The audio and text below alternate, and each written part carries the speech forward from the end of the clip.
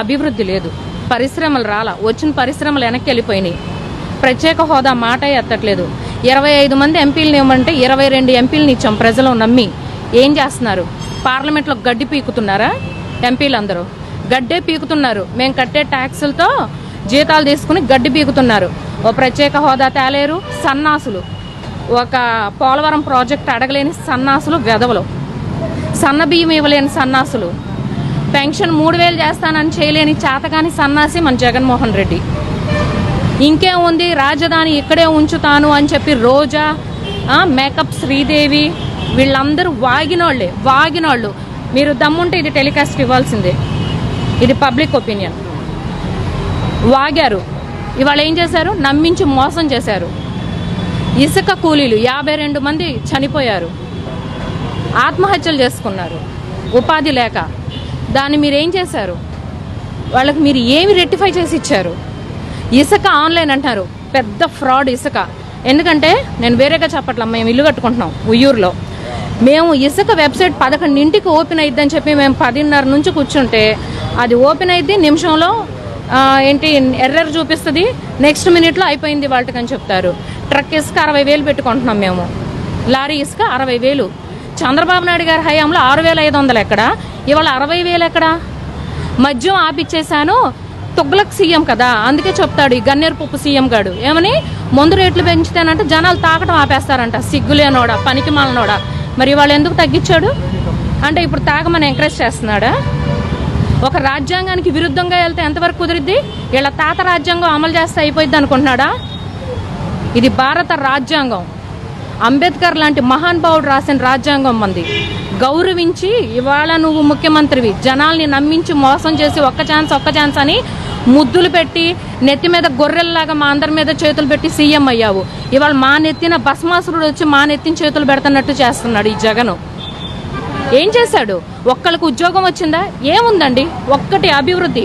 520 కంపెనీలు వెనక్కి వెళ్ళిపోయినాయి. చిన్న చిత్క స్మాల్ స్కేల్ ఇండస్ట్రీ కాడ నుంచి లల్లు, అదానీ గ్రూప్స్ చూసుకుంటే ఇండస్ట్రీ అంటే మనం ఉద్యోగ పరంగా చూసుకుంటే అన్ఎంప్లాయ్మెంట్ విపరీతంగా పెరిగిపోయింది. ఒక ప్రాజెక్టు తీసుకురాలేని సన్నాసి ముఖ్యమంత్రి ఎక్కడైనా ఈ 15 నెలల్లో ఒక ఇటుకేసి ఒక బొచ్చు సిమెంట్ వేసి ఏదన్నా శంకుస్థాపన చేశాడా? చేయలా. 2 పోలవరం, ఇవాళ మన ఆంధ్రప్రదేశ్ కాయు పట్టు పోలవరం. ఆ రోజు 55 కోట్లు చంద్రబాబు నాయుడు అవినీతి అన్నాడు. ఇవాళ 55 కోట్లు అవుతుంది ఖర్చు అని ఎందుకు చెప్పాడు? ఆ రోజు 20 కోట్లు సరిపోయిద్దని చెప్పి ఈయన రాసిన లేఖలే కదా ఇవాళ ఆంధ్రప్రదేశ్కి శాపం అయిపోయింది. కృష్ణా జలాల్ని తీసుకెళ్ళి తెలంగాణ వాడికి కట్టబెడతావా? 80,000 కోట్లు విలువ చేసి ఉమ్మడి రాజధాని తెలుగు ప్రజల బిల్డింగ్లను తీసుకెళ్ళి నువ్వు హైదరాబాద్ వాడికి ఖర్జూర పండు తిని రాసిస్తావా? నీ అమ్మ మొగుడు సొమ్మ, నీ మంత్రుల అమ్మ మొగుడు సొమ్మ, మా సొమ్మిది. జగన్మోహన్ రెడ్డి పులి బిడ్డ కాదు, పిల్లి. అందుకే సెక్రటేరియట్కి వెళ్ళాలంటే టెంటుల్లో అడ్డం పెట్టుకుని వెళ్తాడు.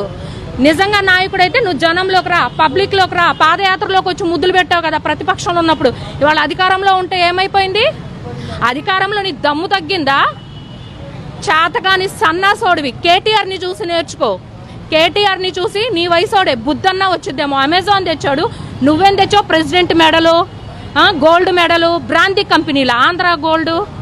ఆంధ్రాకి రావాల్సింది అమెజాన్. అవును, అమెజాన్ ఆంధ్రాకి రావాల్సింది. అది క్యాన్సిల్ చేసుకుని వాళ్ళు తీసుకెళ్లారు. లల్లు, రిలయన్స్ వాళ్ళు తీసుకెళ్లారు. బందర్ పోర్టు ఏమైపోయింది? బందర్ పోర్టు ఏమైపోయింది? వాళ్ళ కృష్ణా జిల్లాని, గుంటూరు జిల్లాని నాశనం చేస్తున్నాడు. అన్ని జిల్లాలని నాశనం చేస్తున్నాడు. ఇవాళ జగన్మోహన్ రెడ్డి ఒక సామాజిక వర్గం పేరు చెప్పి ఆ సామాజిక వర్గం మీద గన్ను పెట్టి కాల్చేది బీసీలని, ఎస్సీలని, ఎస్టీలని. కేవలం బీసీలు, ఎస్సీలు, ఎస్టీలు. నోరెత్తితే అరెస్ట్లా? మీ నాన్న ప్రకృతిని గౌరవించు, చట్టాన్ని గౌరవించు, రాజ్యాంగాన్ని గౌరవించు, లేదా ప్రకృతి నీకు అంతకంత శిక్షేస్తుంది. ఏరుకోవడానికి ముక్కలు కూడా దొరకకుండా అయిపోతావు. మడం తిప్పాడు. ఉద్యోగాలు ఇప్పించే విషయంలో మాట తప్పాడు, మడమ తిప్పాడు. ఎందులో మాట నిలబడ్డాడు? మద్యం నిషేధం మాట తప్పాడు. సంపూర్ణ మద్యం నిషేధం అన్నాడా లేదా మేనిఫెస్టోలో? మాట తప్పాడు, మడమ తిప్పాడు. సన్నబియ్యం మాట తప్పాడు, మడమ తిప్పాడు. పెన్షన్లు మాట తప్పాడు, మడమ తిప్పాడు. దేంట్లో మాట నిలబెట్టుకున్నాడు? కులం చూడం, మతం చూడం. నిజమే, నువ్వు చెప్పినప్పుడు జనాలకు అర్థం కాలా. కులం చూడం, మతం చూడం అంటే నిజమే కాబోలు అనుకున్నాం.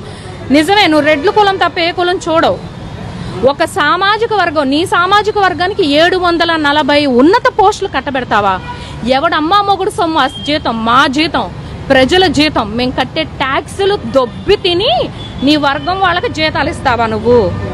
నీకేది సామాజిక న్యాయం? బీసీలు రాజకీయాల్లో ఉండకూడదా?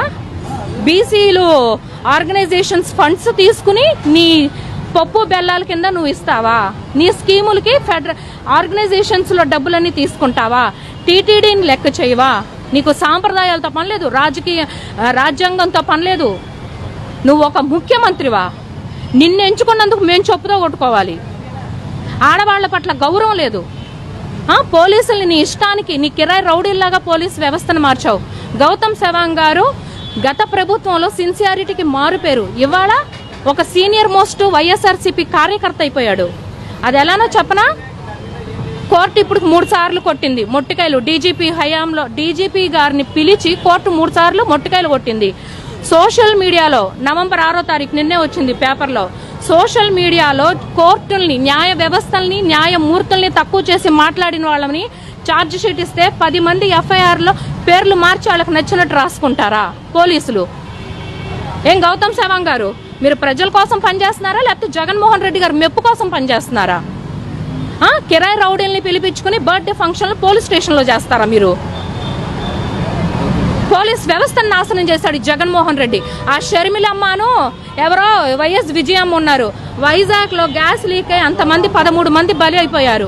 కనీసం వాళ్ళకి మీడియా ముఖంగా సంతాపం కూడా తెలియచేయాల. గంగిరెద్దు మేకప్ ఆర్టిస్టులు వాళ్ళు, పెయిడ్ ఆర్టిస్టులు వాళ్ళు, జనం కాదు పెయిడ్ ఆర్టిస్టులు. దమ్ము లేనాడు జగన్మోహన్ రెడ్డి. పులి బిడ్డ కాదు, పిల్లి. అందుకే సెక్రటేరియట్కి వెళ్ళాలంటే టెంటుల్లో అడ్డం పెట్టుకుని వెళ్తాడు. నిజంగా నాయకుడైతే నువ్వు జనంలోకి రా, పబ్లిక్ లోకి రా. పాదయాత్రలోకి వచ్చి ముద్దులు పెట్టావు కదా ప్రతిపక్షంలో ఉన్నప్పుడు. ఇవాళ అధికారంలో ఉంటే ఏమైపోయింది?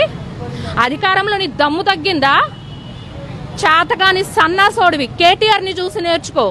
కేటీఆర్ ని చూసి నీ వయసోడే బుద్ధన్నా వచ్చిద్దేమో. అమెజాన్ తెచ్చాడు, నువ్వేం తెచ్చావు? ప్రెసిడెంట్ మెడలు, గోల్డ్ మెడలు, బ్రాంతి కంపెనీల ఆంధ్ర గోల్డ్.